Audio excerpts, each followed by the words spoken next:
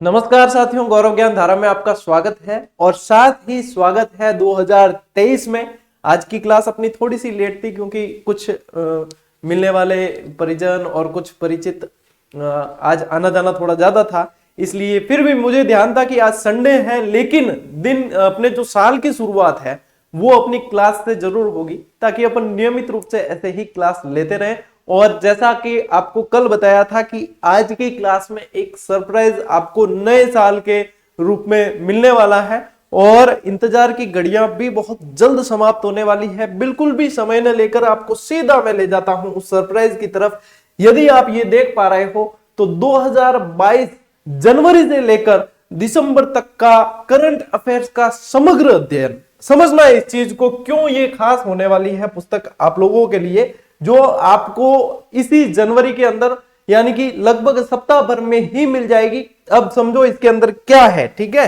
ये है एक वार्षिकांक तो है ही। अब वार्षिकांक है, वार्षिकांक बहुत सारे आते हैं, लेकिन इसमें यदि आप देखोगे साथियों तो समग्र अध्ययन लिखा हुआ है। अब समग्र अध्ययन सिर्फ इसलिए नहीं लिखा है कि इसके अंदर जैसे कि वार्षिकांक है तो पूरा ही। समग्र अध्ययन का मतलब है देखना, सबसे पहली तो आपकी जो चॉइस वन लाइनर के साथ में व्याख्यात्मक वन लाइनर है ये। तो यदि यहां पे देखोगे मंथ वाइज व्याख्यात्मक वन लाइनर संपूर्ण व्याख्या के साथ में है वन लाइनर फैक्ट, एक एक महीने की तबियत से बहुत बेहतरीन संकलित किए हुए।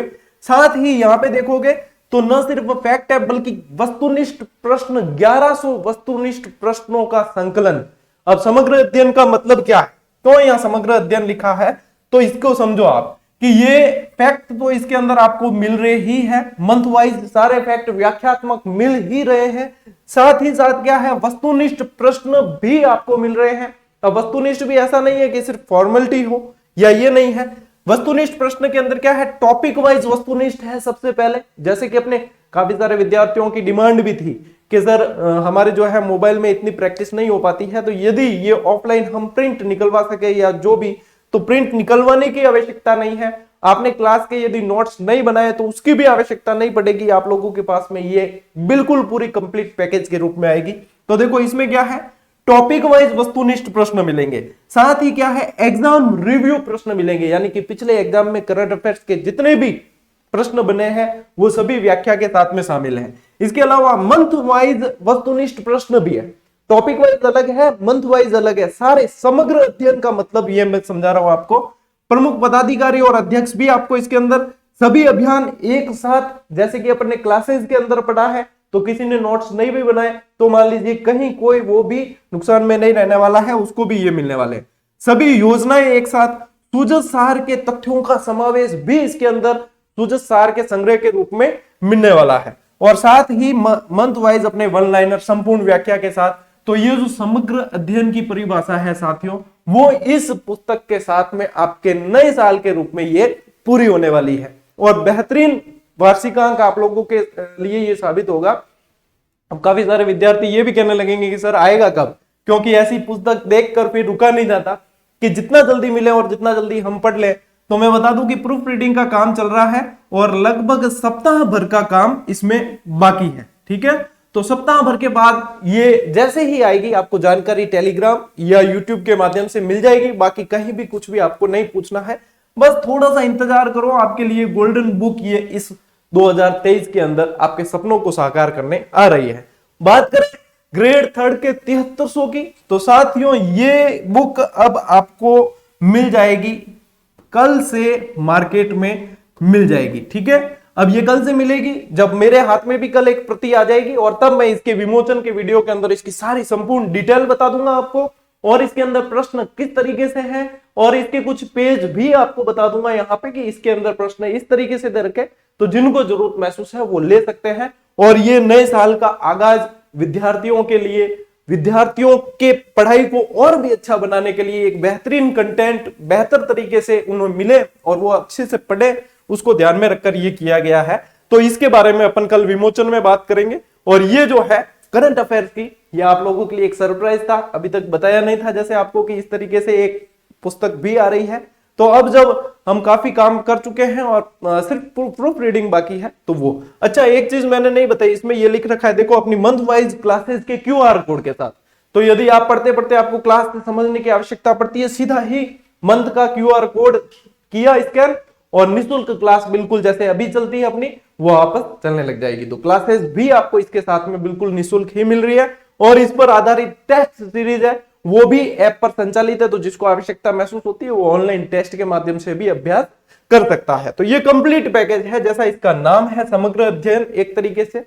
तो न सिर्फ वार्षिकांक के अंदर के सिर्फ ये नहीं, सब कुछ है। वन लाइनर के रूप में भी है, व्याख्यात्मक, वन लाइनर को व्याख्यात्मक करके व्याख्या भी दे दी उसके साथ में, साथ ही साथ वस्तुनिष्ठ प्रश्न भी बेहतरीन तरीके से 1100 के करीब वस्तुनिष्ठ प्रश्न हो रहे हैं सभी। तो इसका इंतजार थोड़ा तो आपको देखो सप्ताह भर और करना पड़ेगा और उसके बाद में ये पुस्तक आप लोगों के हाथ में होगी।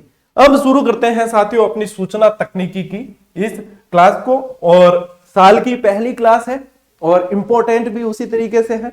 और साल का पहला दिन ही रविवार है, लेकिन छुट्टी अपन नहीं रख सकते क्योंकि एक बार साइकोलॉजी है, मानसिकता है क्या पहले दिन ही छुट्टी रख दी पूरे साल छुट्टियों में ही निकल जाएगी। इन वास्ते आज छुट्टी नहीं रख सका और आज अपन पढ़ते हैं, ठीक है। तो अपना जो है सूचना तकनीकी के उपकरण वाला टॉपिक चल रहा था, उसके अंदर साथियों आज अपन पढ़ने जा रहे हैं।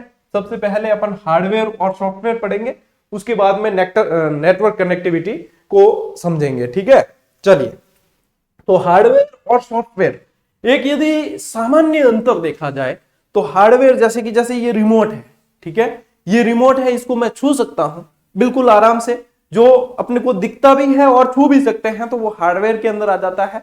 जो दिखता तो है लेकिन छू नहीं सकते, जो इसके अंदर है, जैसे कि ये अंदर इसके सॉफ्टवेयर है, तो इसके अंदर जो सॉफ्टवेयर है यानी कि इसको छू नहीं सकते अपन, लेकिन उस पर वर्क किया जा सकता है, यही मेन अंतर होता है।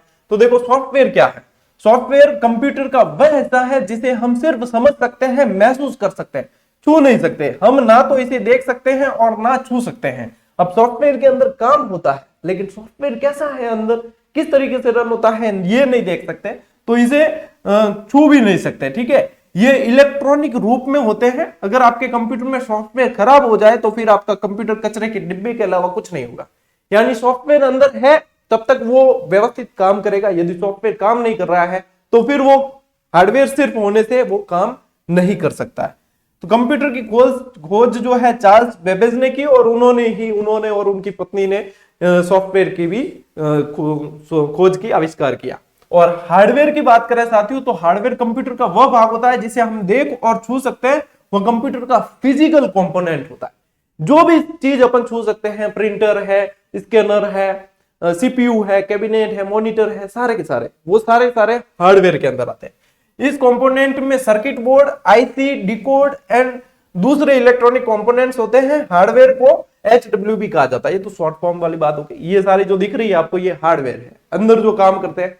चलिए, सॉफ्टवेयर और हार्डवेयर को थोड़ा सा और अपन क्लियर करते हैं, थोड़ा सा और पढ़ते हैं। अब देखो यहाँ पे आप अब इमेज से बहुत अच्छी तरीके से समझ पाओगे। देखो ये CPU का कैबिनेट दिख रहा है, CPU दिख रहा है, तो इसको छू सकते हैं, ये क्या है, हार्डवेयर।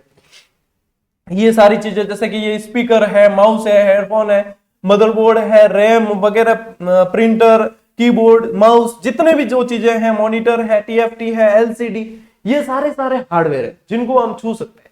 अब इनके अंदर काम लेने, जैसे कि ये जावा लैंग्वेज है, तो ये सॉफ्टवेयर के अंदर आ जाएगी, ठीक है। और जैसे कि गूगल क्रोम है, ठीक है, MS ऑफिस से संबंधित सॉफ्टवेयर है, मेल है, ऑपरेटिंग सिस्टम है, एंटीवायरस है, एंड्रॉइड है, ये सारी चीजें जो है ये सॉफ्टवेयर होते हैं। एंड्रॉइड क्या है, एंड्रॉइड भी सॉफ्टवेयर है। ऑपरेटिंग सिस्टम, विंडोज वगैरह, ये क्या है, ये सारे सॉफ्टवेयर है।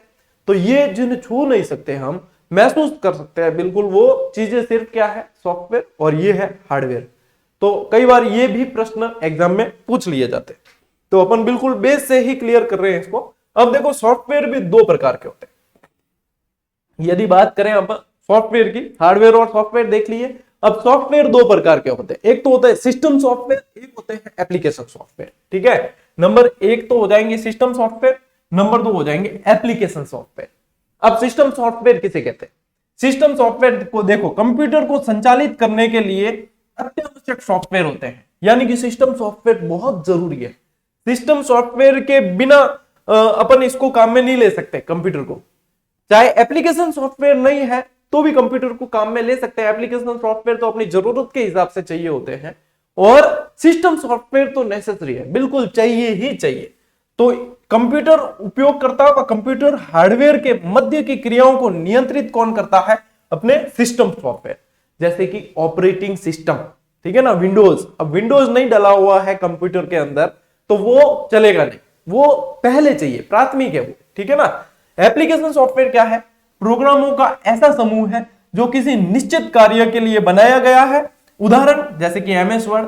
अब एमएस वर्ड, एमएस ऑफिस होता है पूरा पैकेज, तो उसके अंदर MS word, MS power point, अपने बहुत सारे एमएस एक्सेल वगैरह सब अलग अलग होते हैं, ठीक है ना। माइक्रोसॉफ्ट एमएस यानी कि माइक्रोसॉफ्ट वर्ड, माइक्रोसॉफ्ट ये शॉर्ट फॉर्म में चलता है। तो ये एमएस ऑफिस होता है कंप्लीट पैकेज। जैसे कि वेब ब्राउजर, वेब ब्राउजर क्या है? जहां पे अपन जैसे कोई भी चीज सर्च करते हैं, जैसे हर किसी के मोबाइल में आजकल तो थे, मतलब परिचित हो पूरी तरीके हो। जैसे आप गूगल क्रोम में सर्च कर रहे हो तो गूगल क्रोम जो है वो वेब ब्राउजर है। ओपेरा, मोजिला, ये सारे के सारे ये वेब ब्राउजर होते हैं अलग अलग। इंटरनेट एक्सप्लोरर, ये सब क्या है? वेब ब्राउजर है।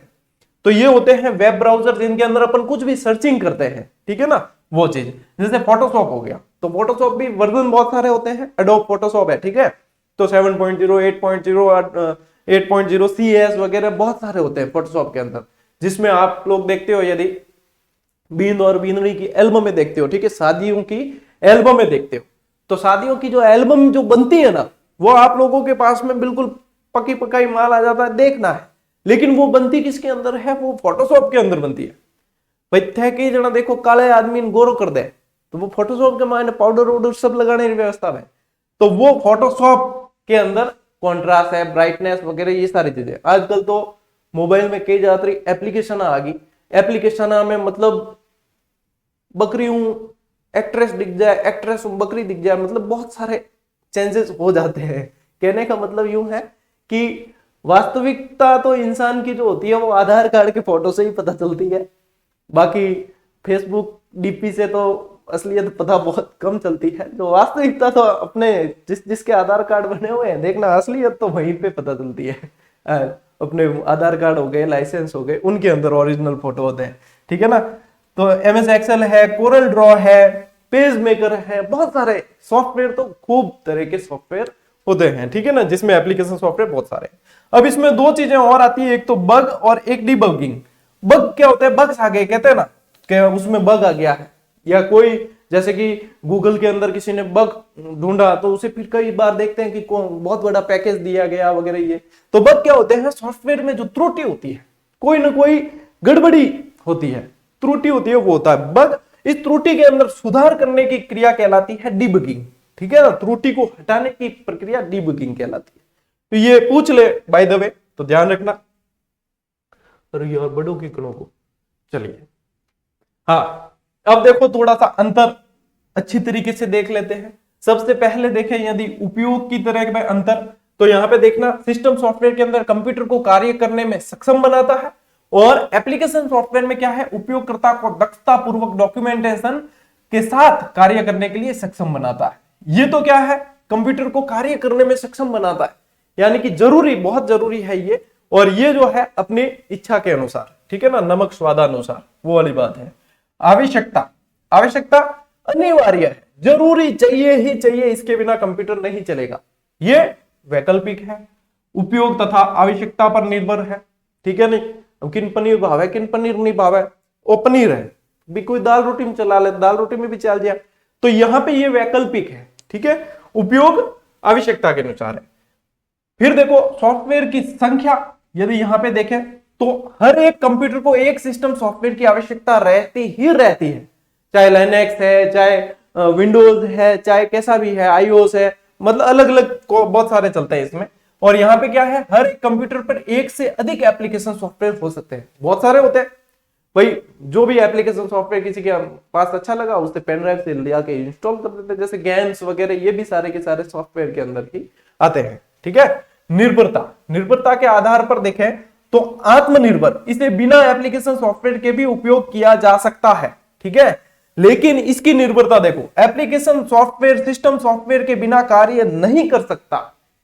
सिस्टम सॉफ्टवेयर तो वह चीज है जो सबसे पहले, मतलब कंप्यूटर चालू ही तभी होगा जब आपके सिस्टम सॉफ्टवेयर डला होगा, जब आपका क्या कहते हैं ऑपरेटिंग सिस्टम डला हुआ होगा।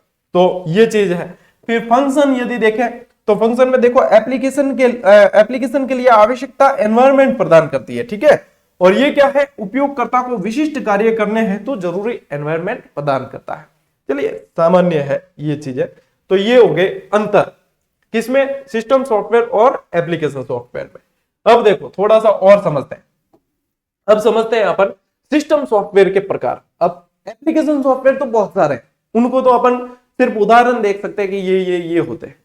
सिस्टम सॉफ्टवेयर को थोड़ा सा और समझ लेते हैं, इसमें बहुत तरह के होते हैं। जैसे कि तो देखो सिस्टम सॉफ्टवेयर में यदि देखें तो सबसे पहले और सबसे ज्यादा इंपॉर्टेंट जो है वो ऑपरेटिंग सिस्टम है। इसको ज्यादातर जो है ओएस से संबोधित किया जाता है कि ओएस कौन सा है, ठीक है, ऑपरेटिंग सिस्टम। कंप्यूटर के सभी कार्यों का संचालन व नियंत्रण, ऑपरेटिंग का मतलब क्या होता है, नियंत्रण और संचालन। तो इनका नियंत्रण और संचालन ऑपरेटिंग सिस्टम द्वारा किया जाता है। उपयोगकर्ता के डेटा को मशीनी भाषा में बदलता है। अब देखो उपयोगकर्ता का डेटा है, अपन उपयोग करता है, अपना डेटा है चाहे कुछ भी है, लेकिन कंप्यूटर सिर्फ क्या समझता है, मशीनी भाषा समझता है। अब यदि लैंग्वेजेस पढ़ने जाए कंप्यूटर के अंदर तो बहुत बड़ा मतलब कोर्स होता है, जैसे बीसीए वगैरह करते हैं, बीसीए एमसीए, उनके अंदर लैंग्वेजेस पढ़ते हैं। जावा हो गई, सी लैंग्वेज हो गई, C++ है, और भी बहुत सारी है, HTML वगैरह, ये सारी चीजें उसके अंदर होती है। उसमें कोडिंग डिकोडिंग ये सारी चीजें सिखाई जाती है। अब जैसे कि आप देखते हो अपने एप्लीकेशन पे, जैसे कि आप अभ्यास करते हो तो वो भी कोडिंग डिकोडिंग के बेस पे बनती है, ठीक है ना। उसमें बहुत सारी कोडिंग यूज होती है, और वो सब जो है ये टेक्निकल एक्सपर्ट MCA BCA और भी बहुत सारे कोर्स इनके किए हुए होते हैं कंप्यूटर से संबंधित, वो करते हैं। तो ये क्या है कि मशीनी भाषा में बदलती है। जैसे बाइनरी लैंग्वेज समझता है कंप्यूटर, तो बाइनरी लैंग्वेज में क्या होता है 0 और 1, तो उसको मशीनी भाषा में निर्देशों को बदलता है ऑपरेटिंग सिस्टम। अब ऑपरेटिंग सिस्टम बहुत तरह के होते हैं, जैसे कि लाइनक्स है, यूनिक्स है, और भी बहुत सारे विंडोज है, और बहुत सारे अलग अलग तरह के ऑपरेटिंग सिस्टम होते हैं। ऑपरेटिंग सिस्टम वह चीज है जिसको सबसे पहले कंप्यूटर के अंदर इंस्टॉल किया जाता है और उसके आधार पे कंप्यूटर अपने कार्य शुरू करता है, ठीक है ना। ज्यादातर में जो सबसे ज्यादा फेमस है वो विंडोज है, ठीक है ना। अब इसमें अलग अलग वर्जन चलते हैं, विंडोज कौन सा है, 8.0 है कि 9, 10, अलग अलग 11 वगैरह, इस तरीके से चलते हैं, ठीक।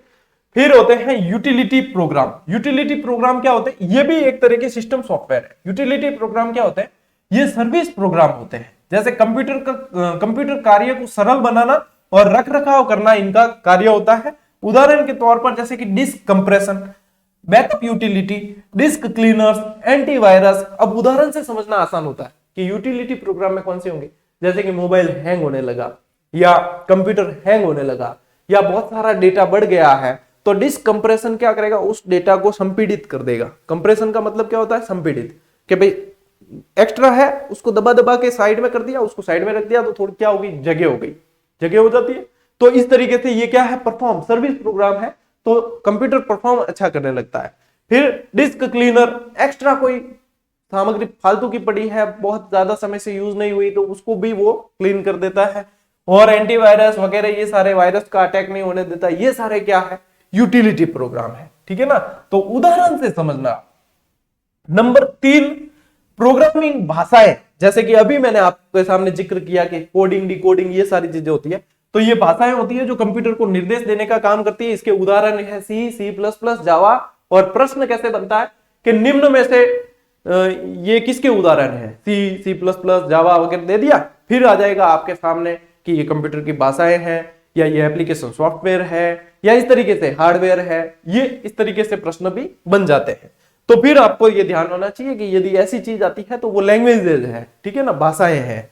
चलिए, नहीं अपन तो भाषा क्या है, हिंदी संस्कृत वगैरह यही समझते हैं, इंग्लिश वगैरह, कि ये C++ अगर पढ़ा नहीं है किसी ने तो कि ये भाषा थोड़ी होगी, ये तो कुछ दूसरा होगा। लेकिन ये क्या है, ये कंप्यूटर की लैंग्वेजेज है, ठीक है। चलिए, नंबर 4, डिवाइस ड्राइवर, निर्देशों का एक ऐसा समूह जो कंप्यूटर का परिचय उनसे जुड़ने वाले हार्डवेयर से करवाता है। जैसे कि मान लो कि प्रिंटर जोड़ रहे हैं कंप्यूटर से, तो प्रिंटर को चलाने के लिए ड्राइवर की आवश्यकता होगी। भाई कोई भी चीज है उसको चलाने के लिए ड्राइवर की आवश्यकता होगी। आपने कार लिया और आपको चलानी नहीं आती तो फिर ड्राइवर की आवश्यकता होगी। तो प्रिंटर लाया है और प्रिंटर को उसमें चलाने के लिए उसके अंदर ड्राइवर चढ़ाने पड़ेंगे। तो उसके ड्राइवर्स होते हैं, ये एक प्रोग्राम का एक समूह ही है जो उनकी सीडी डीवीडी वगैरह साथ में आती है, उसको रन करके वो आगे एग्जीक्यूट हो जाता है और ये ड्राइवर्स उनको चलाने में मदद करते हैं। फिर वो उसके साथ में वो हार्डवेयर जो लाए हैं अपन, प्रिंटर स्कैनर जो भी, वो फिर कंप्यूटर के साथ में अच्छा कोऑर्डिनेशन बनाकर काम करने लगेगा और अपनी प्रिंटें धड़ाधड़ धड़ाधड़ धड़ाधड़ निकलने लगेगी। ठीक है ना। तो ये क्या है, ड्राइवर के बिना काम नहीं हो सकता। तो ये है डिवाइस ड्राइवर और ये सब मिलकर क्या है, ये है सिस्टम सॉफ्टवेयर के प्रकार। समझ में आया क्या? नहीं आया तो पाचो देख लियो वीडियो, हमेशा यूट्यूब माते ही रहने वालों है। ठीक है, तो ये चीज हो गई आप लोगों के। अब बात करते हैं साथियों अपन कंप्यूटर नेटवर्क की। ठीक है, नेटवर्किंग, कंप्यूटर नेटवर्क कह सकते हो, नेटवर्किंग कह सकते हो। इसमें क्या है देखो, कम्युनिकेशन के लिए कई कंप्यूटर्स को एक साथ जोड़ना कंप्यूटर नेटवर्क कहलाता है। अब कई सारे कंप्यूटर और नेटवर्किंग, नेटवर्किंग का मतलब कहते ही आपके दिमाग में आ जाता है जैसे कोई बहुत बड़ा जाल बिछा हुआ हो, तो ये जाल ही होता है। अब इसमें क्या है, इसमें अलग अलग नेटवर्किंग चलती है। पैन से शुरू होता है, PAN से शुरू होता है, पैन, लैन, मैन और वैन, इस तरीके से चलता है। अब ये क्या है, ये है पैन का मतलब है पर्सनल एरिया नेटवर्क। ठीक है, मैं यहां पे लैन से शुरू कर रहा हूं। लैन का मतलब है लोकल एरिया नेटवर्क। मैन का मतलब है मेट्रोपॉलिटन एरिया नेटवर्क। ठीक है, वैन का मतलब है वर्ल्ड वाइड एरिया नेटवर्क। ठीक है ना, वाइड एरिया नेटवर्क। तो अब ये किस तरीके से काम करते हैं उसको समझना कि पैन तो देखो पर्सनल एरिया नेटवर्क है, आपका खुद का पर्सनल, फिर वो ब्लूटूथ से जैसे कनेक्ट हो रहा है कोई, ठीक है ना, आपने ब्लूटूथ से किसी को इमेज दी या वो दी, तो वो क्या है, एक मोबाइल से दूसरा मोबाइल कनेक्ट हो रहा है या कुछ भी, तो वो है पैन, पर्सनल एरिया नेटवर्क है। तो वो तो बिल्कुल क्लियर है। आते हैं अपन उससे थोड़े से बड़े रूप पे जिसको बोला जाता है लैन। ठीक है ना, और ज्यादातर इनकी फुल फॉर्म पूछी जाती है कि लैन क्या है, लोकल एरिया नेटवर्क। ठीक है, फुल फॉर्म क्या है, लोकल एरिया नेटवर्क। छोटे भौगोलिक क्षेत्र में होता है। छोटे भौगोलिक क्षेत्र में कैसे, किसी एक ऑफिस में है, ठीक है, एक ऑफिस है, एक ऑफिस के बहुत सारे एम्प्लॉय है, 10, 12, 15 एम्प्लॉय है, 20 एम्प्लॉय है, तो फिर वो जो है लैनिंग से जुड़ते हैं। ठीक है ना, वो नेटवर्किंग उनके एक कंप्यूटर से दूसरा कंप्यूटर अटैच होता है, दूसरे तीसरा होता है, और वो सब जिस नेटवर्किंग से जुड़ते हैं, जिस जाल से जुड़े रहते हैं, वो कहलाता है लैन, यानी कि सीमित क्षेत्र होता है ये। ठीक है, इसमें एक मास्टर कंप्यूटर होता है जो सर्वर कहलाता है, और बाकी डंब कंप्यूटर होते हैं जो टर्मिनल कहलाते हैं, और ये आपस में जुड़े रहते हैं। यानी कि एक छोटी सी जगह पे देखो, जैसे कि ये है, ठीक है ना, अब यहाँ पे यानी कि एक मास्टर कंप्यूटर होता है, और उसके बाद में ये आपस में इतने सारे, एक ही ऑफिस के इतने सारे कंप्यूटर जुड़े हुए हैं आपस में, तो ये है लैन। ठीक है, अब देखो मैन क्या है, मैन है मेट्रोपॉलिटन एरिया नेटवर्क, इसकी फुल फॉर्म है। इसका विस्तार एक शहर तक होता है। ठीक है ना, एक शहर है, एक गांव है, मतलब एक ऑफिस से निकल के अब थोड़ा सा एरिया उसका बढ़ गया है। इसके बहुत बढ़िया उदाहरण होते हैं, जैसे कि अपने केबल ऑपरेटर होते हैं। ठीक है ना, केबल की जो सर्विस होती है, तो पहले तो देखो, सबसे पहले तो बहुत छतरियां लगाते थे, छतरियों के बाद में फिर डिस्कनेक्शन होने लगे, तो डिस्कनेक्शन और फिर वो केबल एक वहां से सभी जगह पूरे शहर की टीवी चलती थी। तो वो कैसा होता था, जैसे कि सेल्यूलर फोन नेटवर्क है, केबल टीवी नेटवर्क है, ये मैन के बहुत अच्छे उदाहरण है। मैन मतलब मेट्रोपॉलिटन एरिया नेटवर्क। ठीक है, तो यहां पे ये इससे समझ लो कि ये है एक जगह मैन सिस्टम है, उसके बाद उनको सबको प्रोवाइड करवाई जा रही है, जैसे कि हॉस्पिटल लैन हो गया, इसको सर्विस मिल रही है, स्कूल लैन हो गया, इसको भी सर्विस मिल रही है, कॉलेज लैन हो गया, फैक्ट्री लैन हो गया, यानी कि एक जना ये जो है, अब हॉस्पिटल अलग है, हॉस्पिटल के अंदर का नेटवर्किंग पूरी अलग होगी, फिर स्कूल के अंदर की नेटवर्किंग पूरी अलग होगी, लेकिन उनको नेटवर्क प्रोवाइड करवाने वाला कौन है, ये है। तो ये जो है मैन कहलाता है। ठीक है ना, मेट्रोपॉलिटन एरिया नेटवर्क। कनेक्टिविटी कैसे काम करती है उसके ऊपर अपन बात कर रहे हैं। ठीक है, चलिए अब आते हैं अपन सबसे बड़े वाले पे, जिसको बोलते हैं वैन, वाइड एरिया नेटवर्क। वाइड का मतलब भी ये होता है विस्तार, विस्तृत। ठीक है ना, अब वाइड एरिया नेटवर्क न सिर्फ एक देश बल्कि पूरे विश्व में भी हो सकता है, पूरे महाद्वीप में भी हो सकता है, पूरे विश्व में भी हो सकता है, वो कहलाता है वाइड एरिया नेटवर्क, यानी कि वैन। क्या कहलाता है, वैन। ठीक है, चलिए इसकी फुल फॉर्म ध्यान रखना, ये पूरे देश, पूरे महाद्वीप और पूरे विश्व में फैला होता है। इसके कुछ भाग केबल से, कुछ टेलीफोन लाइनों से, कुछ ऑप्टिकल फाइबर केबल से, और कुछ उपग्रह से भी जुड़े हो सकते हैं। जरूरी नहीं है कि सभी जो बताए हैं वो हो, लेकिन संभावनाओं के आधार पर जुड़े होते हैं। ऑप्टिकल फाइबर केबल जो है समुद्र के बीच में अंदर बिछाई जाती है, तो ये बहुत सारे सिस्टम होते हैं, उपग्रह से भी जुड़े होते हैं, सीधे वहां से भी सिग्नल मिलते हैं। ये होता है वाइड एरिया नेटवर्क, ठीक है ना। और इसका सबसे बढ़िया उदाहरण है इंटरनेट। अब आप जैसे पता नहीं एयरटेल यूज कर रहे हो कि जियो या वोडाफोन या कहीं भी, लेकिन आपको सर्विस प्रोवाइड हो रही है, ठीक है ना। अब वो बड़े स्तर पे हो रही है, ठीक। अब वो आगे से कैसे सप्लाई आ रही है वो अपन को नहीं पता, लेकिन अपना बड़े स्तर पे हो रही है, तो वो वाइड एरिया नेटवर्क है, ठीक है। अब यही वर्गीकरण यहां पे है इसके साथ में। तो देखो, पैन हो गया पर्सनल एरिया नेटवर्क, लैन हो गया लोकल एरिया नेटवर्क, मैन हो गया आपने मेट्रोपॉलिटन एरिया नेटवर्क, और वैन हो गया वाइड एरिया नेटवर्क। और ये जो है अपने वैन का एक डायग्राम है कि पूरे विश्व के जो है, पूरे विश्व या पूरे देश या पूरे महाद्वीप में फैला हुआ जो होता है वो होता है वाइड एरिया नेटवर्क। अब अपने इसमें बाकी रहा साथियों, एक तो नेटवर्क टोपोलॉजी, यानी कि इनको उपकरण कौन कौन से प्राप्त होते हैं, और एक अपने बाकी रहा है इंटरनेट, ठीक है। इसके अंदर सूचना प्रौद्योगिकी के उपकरण वाले के अंदर एक टॉपिक अपने बाकी रहा है, और सबसे मोस्ट इंपॉर्टेंट जो है वो ये चल रहा है, वही टॉपिक है। इसके बाद में तो फिर एक एक क्लास के ही टॉपिक है, वो दिखते बड़े हैं किताबों के अंदर, लेकिन सिर्फ समझने के हैं वो, वहां से प्रश्न कम बनते, प्रश्न जहां से बनते हैं उस पर अपनी क्लास आएगी। तो अब जो है सूचना प्रौद्योगिकी 3-4 क्लासेस और बची है, वो आ जाएगी। उसके बाद में फिर अपन वापस आएंगे राजस्थान हिस्ट्री पर। तो ये जो उपकरण वाला जो टॉपिक है ये सबसे मोस्ट इंपॉर्टेंट है सूचना तकनीकी के अंदर, तो इसमें कहीं भी कुछ भी आप चूकना मत, ठीक है। और बाकी आपको सूचना दे ही चुके हैं ऑलरेडी। तो और 7300 के विमोचन का वीडियो कल बन जाएगा, और उसके अंदर मैं आपको परिचय करवा दूंगा, इसमें क्या है कैसे है वगैरह सारा सब कुछ बता दूंगा, सारी डिटेल, ऑनलाइन कैसे मिलेगी ऑफलाइन कैसे मिलेगी सब कुछ बताऊंगा। कल वाला जो इसका विमोचन का वीडियो आएगा उसे बहुत अच्छी तरीके से देख लेना, ताकि आपको कहीं कुछ बार बार पूछना ना पड़े। नहीं, मैं देखता हूं कई बार कमेंट में वगैरह आप परेशान होते रहते हो, तो पूछना ना पड़े, इसके लिए कल मैं आपको सारी संपूर्ण जानकारी 7300 से संबंधित दे दूंगा।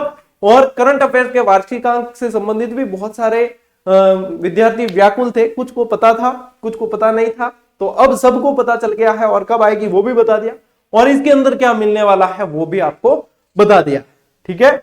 तो अब मिलते हैं साथियों फिर से अपन अगली क्लास में, अगले वीडियो में। तब तक के लिए राम राम, जय हिंद।